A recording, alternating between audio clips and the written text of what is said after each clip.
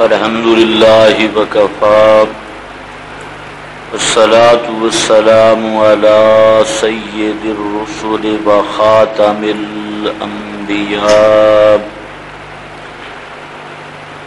أما بعد فأعوذ بالله من الشيطان الرجيم بسم الله الرحمن الرحيم إنا نحن نزلنا الذكر وإنا له لحافظون سبحان ربك رب العزة عما يصفون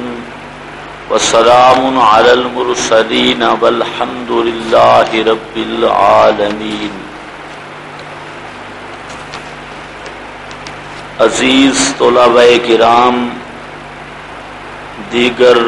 معزز مکرم بزرگوں اور بھائیوں، یہ فہم توحید و سنت کے حوالے سے اور قرآن کریم کے بعض مضامین کے حوالے سے چند دن کے یہ چند دروس ہیں. اس میں سب سے پہلا آج جو ہم سبق شروع کر رہے ہیں، اس سبق کا عنوان ہے حفاظت قرآن. حفاظت قرآن. قرآن پاک کی کئی شان خود قرآن اور سنت میں موجود ہیں، اور سب سے بڑی شان قرآن کریم کی یہ ہے کہ یہ کلام الہی ہونے کے ساتھ ساتھ قیامت تک محفوظ کتاب ہے. تورات، انجیل، زبور وغیرہ وہ بھی کتب الہیہ تھیں، اللہ تعالیٰ کی کتابیں تھیں، لیکن وہ کتابیں محفوظ نہیں رہیں. قرآن کریم وہ کتاب ہے جو محفوظ کتاب ہے. محفوظ ہونے کا مطلب یہ ہے کہ اللہ رب العزت نے قرآن کریم کو جس طرح نازل کیا، نبی پاک صلی اللہ علیہ وسلم نے صحابہ کرام علیہم الرضوان تک یہ قرآن پہنچایا. اس قرآن میں مخلوق کی طرف سے کوئی لفظ زیادہ بھی نہیں کیا گیا، نہ ہو سکتا ہے، اور کسی لفظ کی کمی نہ کی گئی نہ ہو سکتی ہے. زیادتی بھی نہیں ہو سکتی، کمی بھی نہیں ہو سکتی. اور تیسری بات، کسی لفظ کو اپنی جگہ سے ہٹایا بھی نہیں جا سکتا، جس کا نام تحریف ہے. کسی طرح کی تحریف لفظی، یعنی ایک لفظ کو دوسرے لفظ کے ساتھ بدل دیا جائے، یہ بھی اللہ رب العزت نے ناممکن کر دیا. اور اسی طرح اس کے اندر تغیر اور تبدل کی کوئی صورت بھی نہیں ہو سکتی. میں نے جو آیت تلاوت کی سورہ ہجر کی، اس میں اللہ رب العزت نے اسی حقیقت کو بیان فرمایا، اِنَّا نَحْنُ نَزَّلْنَا الذِّكْرَ وَإِنَّا لَهُ لَحَافِظُونَ. فرمایا اس کلام پاک کو ہم ہی ہیں نازل کرنے والے، اور ہم ہی ہیں اس کے محافظ، حفاظت کرنے والے. یہ ایک مستقل مسئلہ ہے. اہل اسلام کا، تمام عالم اسلام کے مسلمان وہ یہی نظریہ رکھتے ہیں کہ یہ قرآن کریم جس طرح اللہ رب العزت نے نازل کیا، اسی طرح نبی پاک صلی اللہ علیہ وسلم نے اپنے صحابہ کرام تک پہنچایا، اور وہی قرآن منزل من اللہ، یہ صحیفہ ہمارے پاس موجود ہے. اس میں نہ تبدیلی ہوئی ہے، نہ تحریف ہوئی ہے، نہ کوئی لفظ بڑھایا گیا، نہ کوئی لفظ کم کیا گیا. جبکہ بدقسمتی سے ایک وہ فرقہ بھی ہے جس کا نظریہ یہ ہے کہ یہ قرآن اصلی قرآن نہیں، اصلی قرآن کوئی اور تھا، اور پھر اس فرقہ امامیہ کے کچھ افراد یہ باور کرانا چاہتے ہیں کہ یہ قرآن، اس میں تغیر بھی ہوا، تبدل بھی ہوا، تحریف بھی ہوئی۔ کہلواتے اپنے آپ کو مسلمان ہیں، لیکن یاد رکھو کہ اس پر اب کئی عنوانوں کے تحت گفتگو چلے گی۔ سب سے پہلی بات جو میں نے عرض کی وہ یہ ہے کہ یہ کلام پاک کلام الہی ہے، اور اس کلام میں مخلوق کی طرف سے کسی لفظ کی زیادتی نہیں ہوئی، کسی لفظ کی کمی نہیں ہوئی، اور یہ جس طرح آسمانوں سے اترا، نبی پاک صلی اللہ علیہ وسلم پر آیا، اور پھر آپ صلی اللہ علیہ وسلم کے واسطہ سے امت کو ملا، اور آج ہمارے اندر موجود ہے، بے عین ہی آج بھی لوح محفوظ کے اندر انہی لفظوں کے ساتھ یہ قرآن موجود ہے، اس میں کوئی تغیر تبدل نہیں ہوگا۔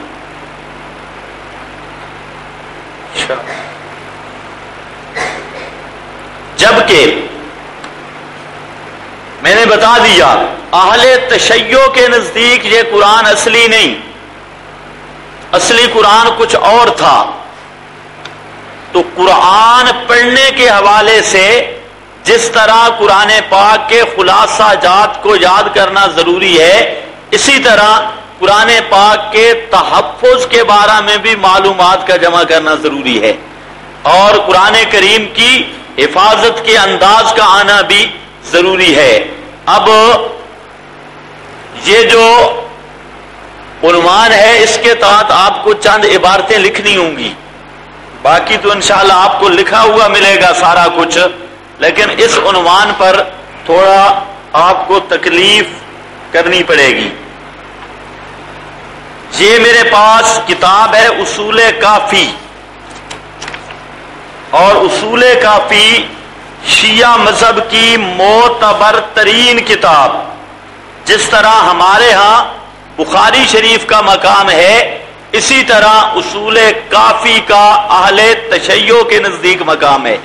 اور وہ کہتے ہیں کہ یہ کتاب ھذا کافٍ لشیعتنا، یہ کتاب ہمارے شیعوں کو کافی ہے،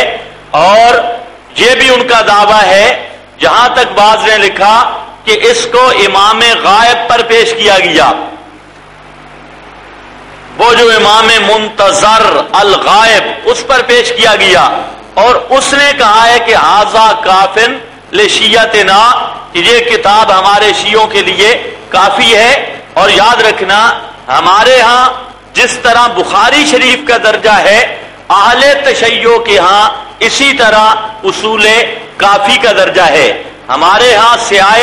ستہ ہیں، بخاری مسلم، اب یہ لمبے عنوان ہیں، اور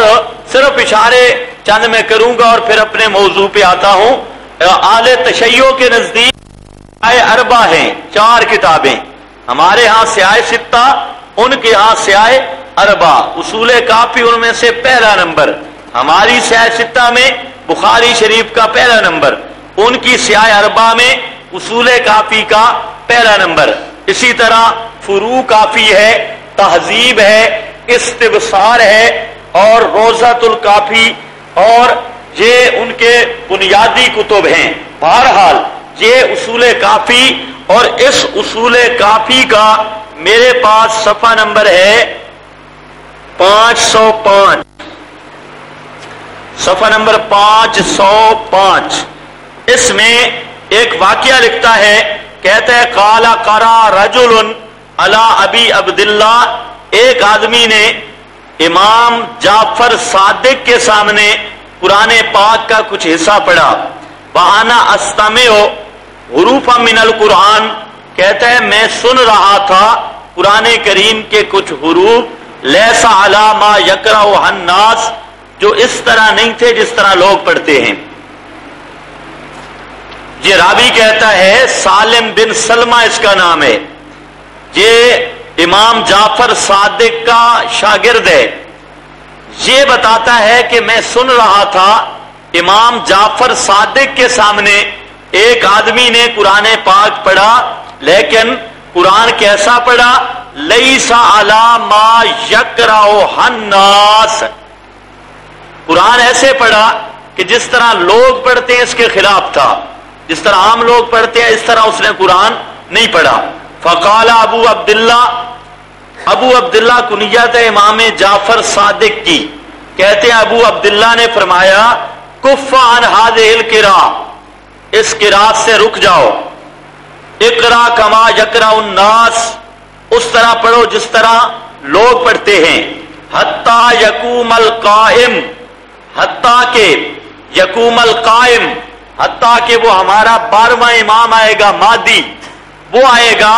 تو اس وقت تک قرآن اس طرح پڑھو جس طرح لوگ پڑھتے ہیں،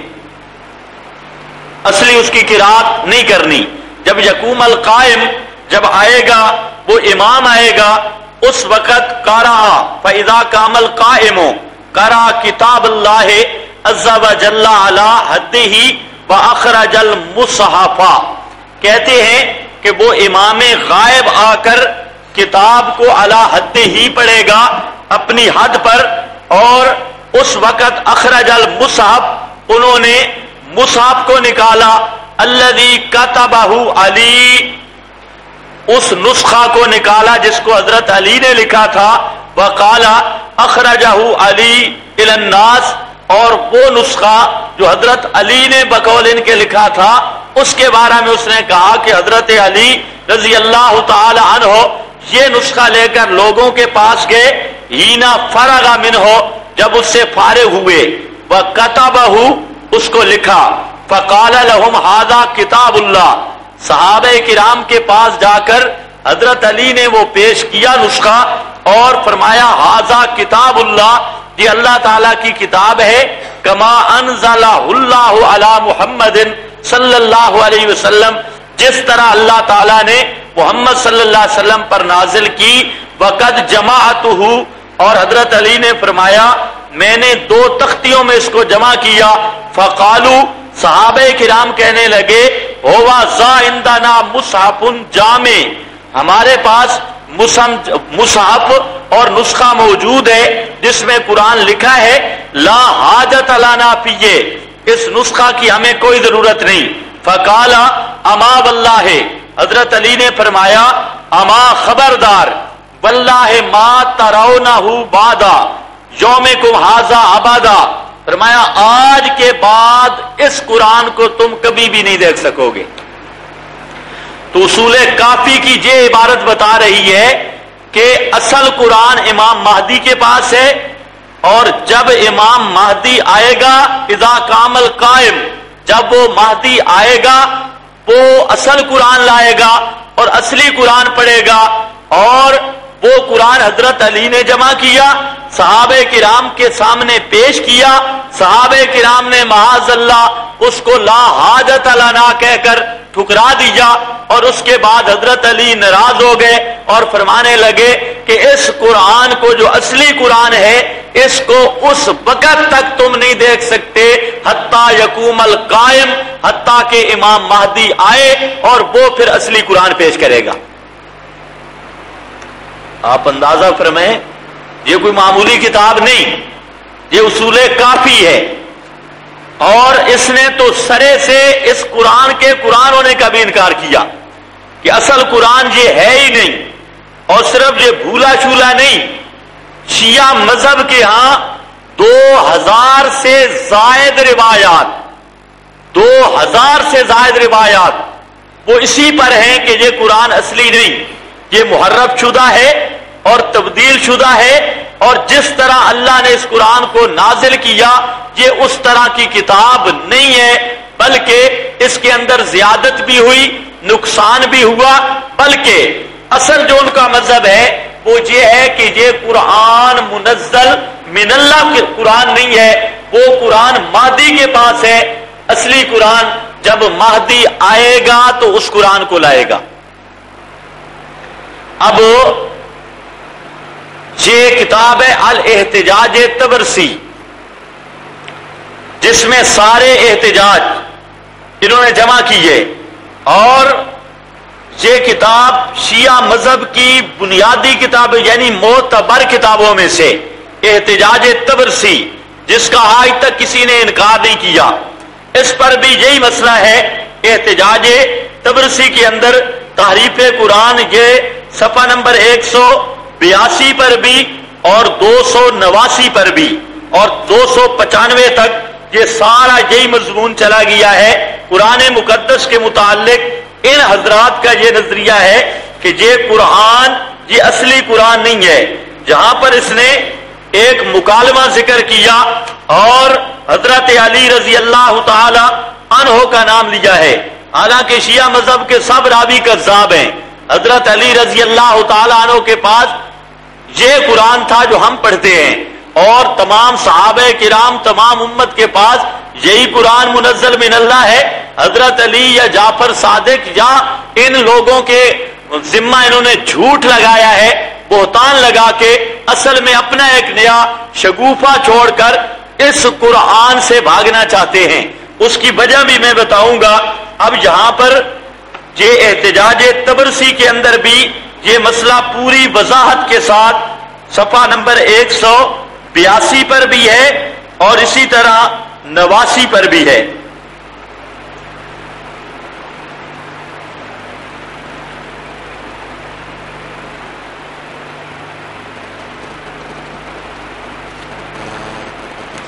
یہ لمبی بات چل رہی ہے۔ کہتے ہیں کہ انا عثمان،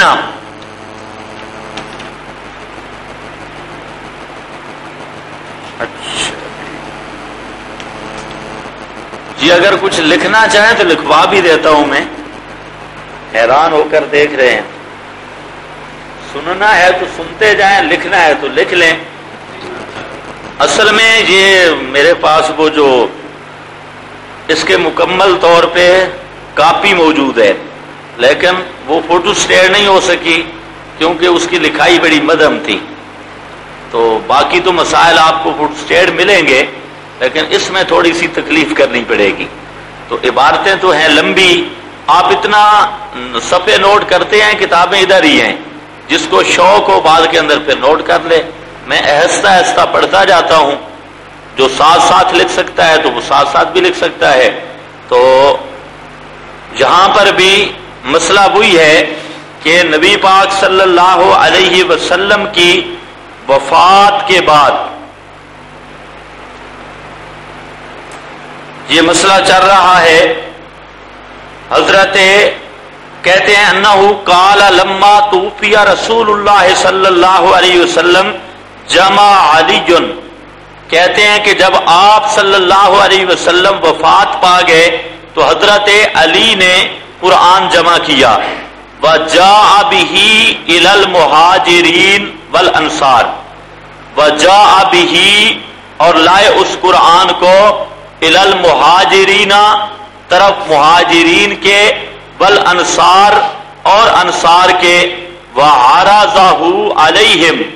اور اس قرآن کو پیش کیا مہاجرین پر اور انصار پر، لما قد اوصاہ، اس لیے کہ نبی پاک صلی اللہ علیہ وسلم نے حضرت علی رضی اللہ تعالیٰ عنہ کو اس کی وصیت کی تھی۔ فلما فتحہ، کہتے ہیں جب اس قرآن کو کھولا ابو بکر، حضرت ابو بکر رضی اللہ تعالی عنہ نے، خرج فی اول صفحۃ، کہتے ہیں نکالا پہلے صفحہ پر فضائح القوم، فضائح القوم جو اصلی قرآن تھا اس کے پہلے صفحہ پر گالیاں لکھی ہوئی تھی۔ آپ کے قرآن پر کیا ہے پہلے صفحہ پر؟ جی ہمارا قرآن کہاں سے شروع ہوتا ہے؟ الحمدللہ، اللہ تعالیٰ کی تعریف سے۔ کہتے ہیں وہ جو اصلی قرآن تھا اس کا جب پہلا صفحہ نکالا تو اس پر گالیاں لکھی ہوئی تھی۔ فضائح القوم، قوم کے فضائح، ان کی رسوائیاں، ان کے عیب وہ لکھے ہوئے تھے، اور قوم سے مراد ہے ابو بکر، عمر، عثمان، ان کی برائیاں لکھی ہوئی تھی۔ تو جب دیکھا فوسبا عمر، حضرت عمر نے دیکھ کر ناراض ہو گئے، چھلانگ لگائی، وقالا یا علی، اور حضرت عمر نے فرمایا اردد ہو، لے جا اس قرآن کو، فلا حاجت لنا فیہ، ہمیں اس قرآن کی کوئی ضرورت نہیں، فلا حاجت لنا فیہ، فاخذہ، حضرت علی نے وہ قرآن لے لیا، وانصرف، اور پھر چلے گئے۔ آگے وہی لمبی عبارت ہے کہ جب حضرت علی رضی اللہ تعالی عنہ چلے گئے تو زیرا زید بن ثابت، حضرت زید بن ثابت کو بلایا گیا۔ حضرت فاروق اعظم اور صحابہ کرام نے حضرت زید بن ثابت کو بلایا، اور وکان قارئا للقرآن، اور زید بن ثابت یہ قرآن کے قاری تھے۔ فقال له عمر، ان کو حضرت عمر نے فرمایا ان علی جاء بالقرآن، حضرت علی ایک قرآن لے آئے، فی فضائح المہاجرین، اس کے اندر مہاجرین کو گالیاں ہیں، بل انصار، اور انصار کو بھی گالیاں دی گئی ہیں۔ وقد رأینا ان نؤلف القرآن، ہمارا پروگرام یہ ہے کہ ہم خود قرآن لکھیں، وَنُسْقِطُ مِنْهُ مَا كَانَ، اور ہم اس سے جتنی گالیاں شالیاں ہیں وہ حذف کر دیں، اور حتق للمہاجرین، جو حتق ہے مہاجرین کی اور انصار کی، اس کو بھی ختم کر دیں۔ فَأَجَابَهُ زَيْدٌ إِلَى ذَلِكَ ثُمَّ قَالَ، یہ لمبی عبارت جا رہی ہے، زید بن ثابت کو جب بلایا گیا تو حضرت زید بن ثابت نے فرمایا اگر میں یہ قرآن لکھ بھی دوں اور پھر حضرت علی اپنا قرآن ظاہر کر دے تو ہمارا تو بنا بنایا کھیل بگڑ جائے گا، اگر ہم قرآن لکھیں اور حضرت علی اصلی قرآن لے آیا تو ہمارا یہ سارا پروگرام ضائع ہو جائے گا۔ تو اس پر آگے لمبی عبارتیں چل رہی ہے۔ ہمارا مقصد یہ ہے کہ اب یہ احتجاج طبرسی، یہ بھی شیعہ مذہب کی کتاب، یہ صفحہ نمبر 182 بھی ہے اور اس کا صفحہ نمبر 189، اس پر بھی پوری بحث اس نے یہی کی ہے کہ یہ قرآن اصلی نہیں ہے، اصلی قرآن جو تھا وہ حضرت علی کے پاس تھا، اور اصلی قرآن کا ایک نقشہ بھی آپ کے سامنے آ گیا کہ اصلی قرآن میں جو پہلا صفحہ اس کا شروع ہوتا تھا وہ قرآن شروع گالیوں سے ہوتا تھا، اور اس میں فضائح تھے، فضائح القوم، اور فضائح بھی عام قوم کے نہیں، وہاں پر فضائح وہ بھی تھے مہاجرین اور انصار کے۔ اب یہاں پر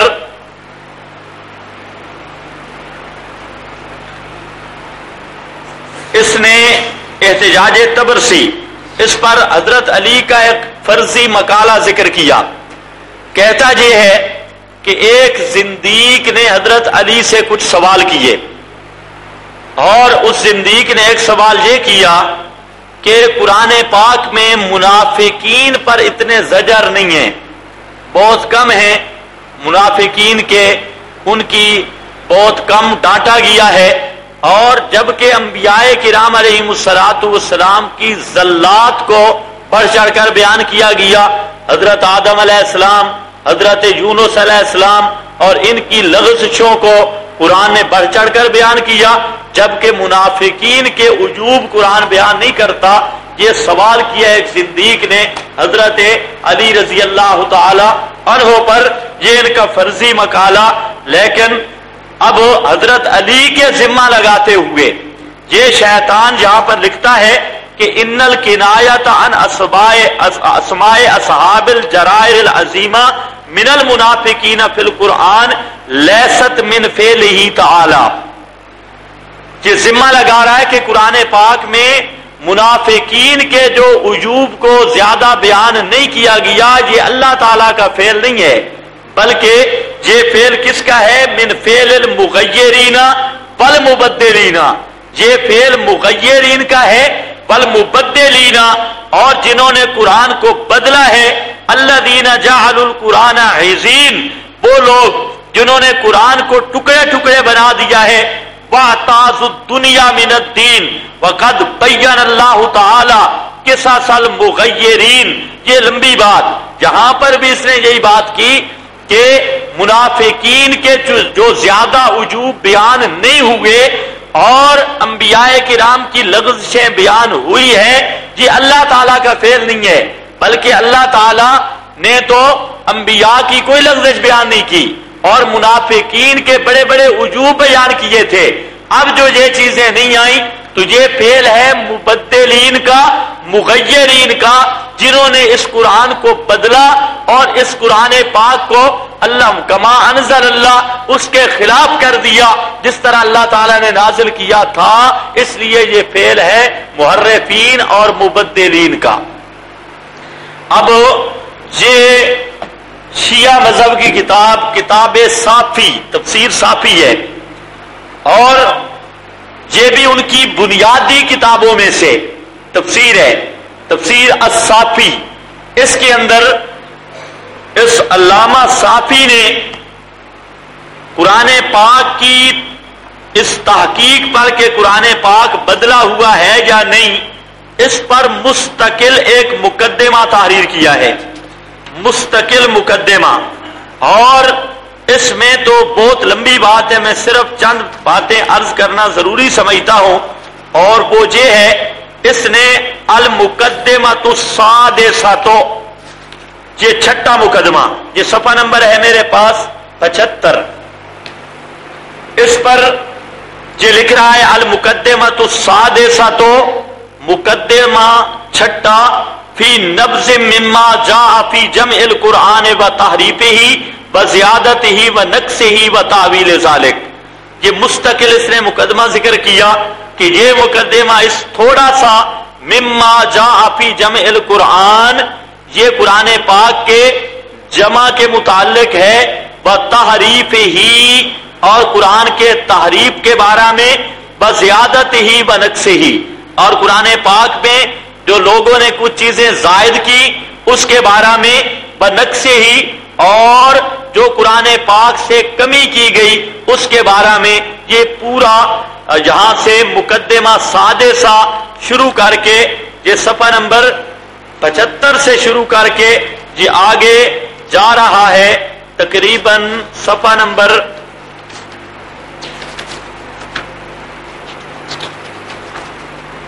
یہ صفحہ نمبر 95 تک چلا گیا ہے۔ یہ پورا مقدمہ اسی باب میں ہے کہ یہ قرآن محرف ہے، اس میں تبدیلی ہوئی، اس میں کچھ چیزیں زائد کر دی گئی جو اللہ تعالی نے نازل نہیں کی تھی، اور کچھ چیزیں اس سے کم کر دی گئی اللہ تعالی کی جو نازل کردہ تھی، کچھ کم ہو گئی، کچھ زائد ہو گئی۔ چنانچہ اسی پر یہ ایک لمبی بات نقل کرتے ہوئے کہتا ہے، ان ابی جعفر قال لولا انہ زید فی کتاب اللہ، اگر قرآن پاک میں کچھ چیزیں زائد نہ کی جاتی، بنو کے صفیے، اور کچھ چیزیں کم نہ کی جاتی، ما خفی حقنا علی ذی حجا، تو ہمارا حق جو تھا، یہ جو کہتے ہیں ہمارا حق، چونکہ شیعہ مذہب کا بڑا حق یہ ہے کہ حضرت علی خلیفہ پہلا ہے،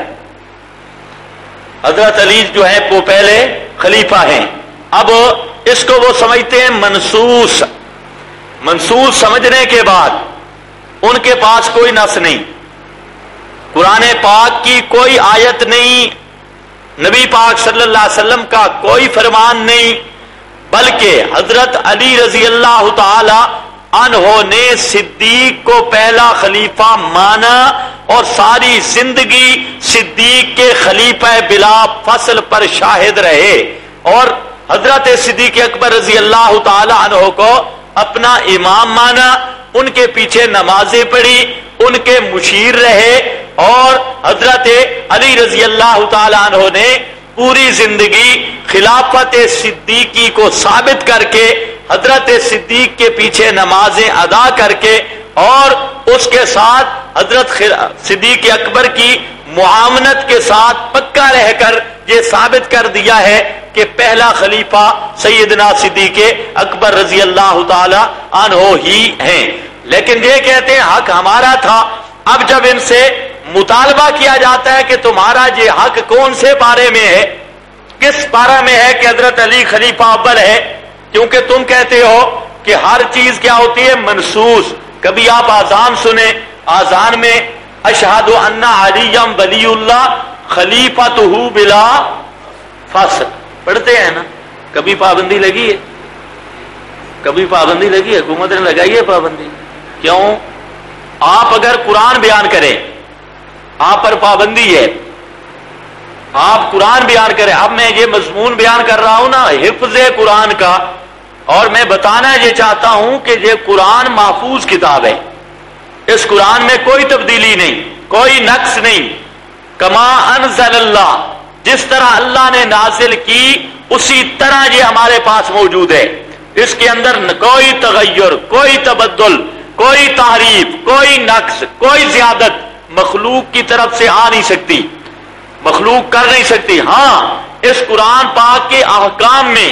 اگر کچھ تبدل کرنا چاہے تو ما ننسخ من آیتن اور ننسہا، یہ خود مالک کا کام ہے، یہ مخلوق نہیں کر سکتی. وہ نسخ کا مسئلہ ہی جدا ہے. تو بہرحال کہتا ہے اگر یہ قرآن محفوظ رہتا، میں عرض یہ کر رہا تھا کہ وہ تو پورا قرآن و سنت اور تمام صحابہ کرام پر تبرہ کر رہے ہیں اس جملہ میں کہ اشہد ان علی ولی اللہ خلیفۃہ بلا فصل. یہ یاد رکھو، یہ معمولی جملہ نہیں، یہ وہ جملہ ہے جو اہل تشیع کہتے ہیں، اور اس جملہ سے وہ پوری امت کی تکفیر کر رہے ہیں اور یہ بتاتے ہیں کہ حضرت علی یہ خلیفہ بلا فصل ہے، اور معاذ اللہ حضرت صدیق، فاروق، عثمان وہ غاصب تھے اور انہوں نے حضرت علی سے خلافت چھینی ہے. یہ کوئی معمولی جملہ نہیں خلیفۃ بلا فصل. اس لیے وہ اتنا بڑا کفر بکتا ہے اذان کے اندر 5 وقت اور پھر لاؤڈ سپیکر پر، لیکن اس پر کوئی پابندی نہیں. اور ہم اگر اتنی بیان کر دیں تو بہت ساروں کی پارا تیز ہو جاتا ہے اور ان کی رگیں پھول جاتی ہیں، او جی یہ فرقہ واریت بچاتے ہیں. اس لیے اب ہر مسلمان پر قرآن مقدس کی حفاظت کے حوالے سے ذمہ داری بنتی ہے یا نہیں؟ آپ دیکھیں گے انشاءاللہ ان 3-4 دنوں میں ہماری گفتگو کا موضوع قرآن ہے. اس لیے میں نے ابتدا سے شروع کیا ہے کہ پہلے یہ فیصلہ کیا جائے کہ یہ قرآن یہ خدا کا کلام ہے یا اس میں کوئی تبدیلی ہو گئی ہے. تو میں عرض یہ کر رہا ہوں ایسا بدبخت گروہ